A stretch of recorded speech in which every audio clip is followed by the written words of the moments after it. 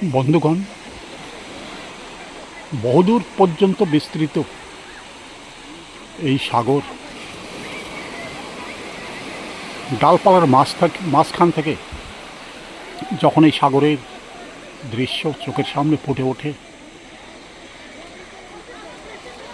অত্যন্ত সুন্দরভাবে সাগরের রূপ চোখের সামনে ধরা দেয়। এ সাগর কখনোই কোনো কিছু গ্রহণ করেন না। যদি সাগরের উদ্দেশ্যে কোনো কিছু নিবেদন করা হয়, ধীরে ধীরে সাগর সেই সমস্ত বস্তু সাগরের কিনারে আবার পৌঁছে দেয়। এখানে বহু রকম জিনিস সাগরের কিনারে পড়ে আছে।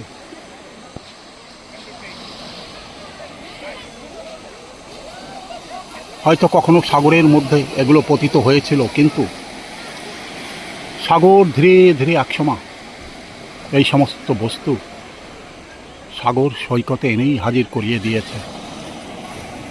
তার মধ্যে ছোট ছোট কোনো টুকরো, ভাসমান কোনো সামগ্রী, সব কিছুই সাগর আবার সৈকতে ফিরিয়ে দিয়ে যায়। এজন্য সাগরের আশীর্বাদ, সাগর সহজে কোনো কিছু গ্রহণ করতে চায় না। যে কোনো জিনিস সাগর তার উত্তাল তরঙ্গের মাধ্যমে আবার পৌঁছে দেয় সাগর সৈকতে। আনন্দের সাথে এই কুকুরটিও প্রখর রোদের মধ্যে শীতল ছায়া খুঁজে বেড়াচ্ছিল। এই মুহূর্তে সে সৈকতে সুন্দর একটি শীতল ছায়াযুক্ত অবস্থান পেয়ে গেছে এবং পা দিয়ে বালি খুঁড়বার চেষ্টা করছে। তারপর সেখানে ঘন্টার পর ঘন্টা বিশ্রাম করবে। তারপর আবার বেরিয়ে পড়বে তার নির্দিষ্ট গন্তব্যের উদ্দেশ্যে। এক মনে সে বালি খুঁড়ে চলেছে।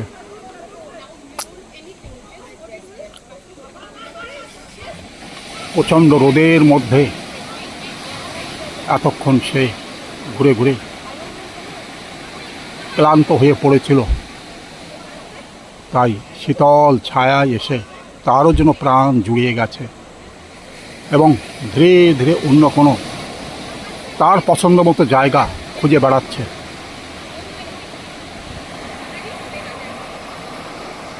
সাগরের উত্তাল গর্জন, সাগরের ঢেউ, সব কিছুর মধ্যেই এখানে পড়ে আছে এক অসাধারণ সৌন্দর্য। প্রকৃতি এখানে উজাড় করে তার সৌন্দর্যকে এখানে ছড়িয়ে দিয়েছে। পৃথিবীতে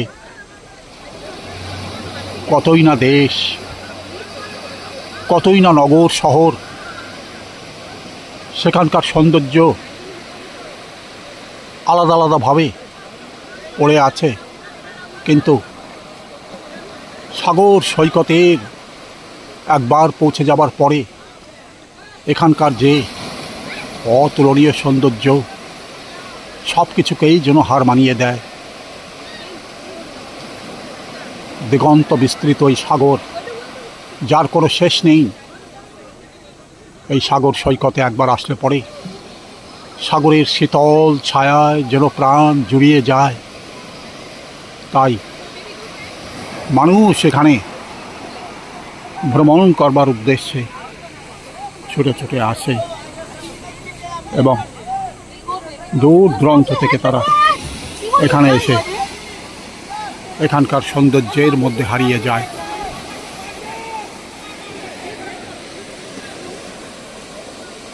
সৈকতে বহুদূর পর্যন্ত বিস্তৃত হয়ে আছে সাদা কালো পাথর, যার উপর থেকে ঢেউগুলি প্রসারিত হয়ে যাচ্ছে। সাগর সৈকতে জমা হয়ে আছে বহু রকম নুড়ি পাথর, যে পাথরগুলিকে সাগরের ঢেউ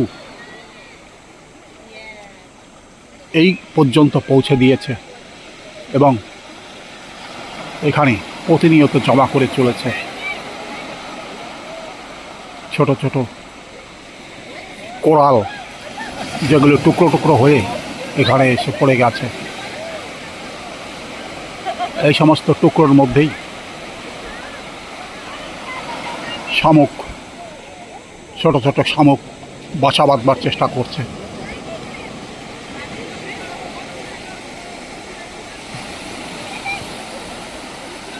ডালপালা এখানে শুকিয়ে গেলেও সতেজ ডালপালা এখানে লক্ষ্য করা যাচ্ছে। সুন্দর দৃশ্যের মধ্য থেকে সাগরকে এখানে অত্যন্ত সুন্দরভাবে দেখা যাচ্ছে। মনে হচ্ছে ঢেউগুলি পায়ের কাছে এসে আছড়ে পড়বে। বহুদূর বিস্তৃত এই সাগর, যেখানে গভীর থেকে গভীর জল, তার মধ্যে সাগরের অপরূপ সৌন্দর্য, সাগরের মধ্যে লক্ষ লক্ষ জলজ প্রাণী, সাগরের মধ্যে সন্তরণ করে চলেছে। ওপর থেকে যাদের দেখা যায় না, স্কুবা ডাইভিং, নরকলিংয়ের মাধ্যমে বহু পর্যটক বন্ধুরা গভীর সাগরের মধ্যে নিমজ্জিত হয়ে যায় এবং সাগরের নিচের এমন অপরূপ সৌন্দর্যের মধ্যে তারা যখন হারিয়ে যায়, তারা যেন বুঝতে পারে, তারা যেন অনুভব করতে থাকে এ যেন এক অন্য জগৎ, যে জগতের মধ্যে ধরণী এক অগাধ সৌন্দর্যের ভাণ্ডার সাজিয়ে রেখেছে, যে ভাণ্ডারের মধ্যে যেন একটা অন্য জগৎ বিরাজমান হয়ে রয়েছে, যে জগতের মধ্যে একবার পৌঁছালে সহজে পর্যটকরা উঠে আসতে চায় না। সেই অতুলনীয় সৌন্দর্যের জগতের মধ্যে তারা যেন হারিয়ে যায়। একের পর এক তেমন সৌন্দর্যের মধ্যে তাদের হৃদয় যেন হারিয়ে যায়। সেখানকার রং বেরঙের মাছ, সেখানকার রং বেরঙের কোরাল, পাথরের ফুল এমনভাবে সেই স্থানকে সজ্জিত করে রেখেছে, যা দেখবার পরে যে কোনো মানুষ আনন্দে অভিভূত হয়ে পড়ে। সাগর যেন প্রতিনিয়ত হাতছানি দিয়ে ডাকছে সেই সমস্ত পর্যটককে যারা গভীর থেকে গভীর সাগরের মধ্যে নিমজ্জিত হয়ে যেতে চায় এবং উপর থেকে সাগরের কেবলমাত্র অগাধ জলরাশি ছাড়া আর কিছুই দেখা যায় না।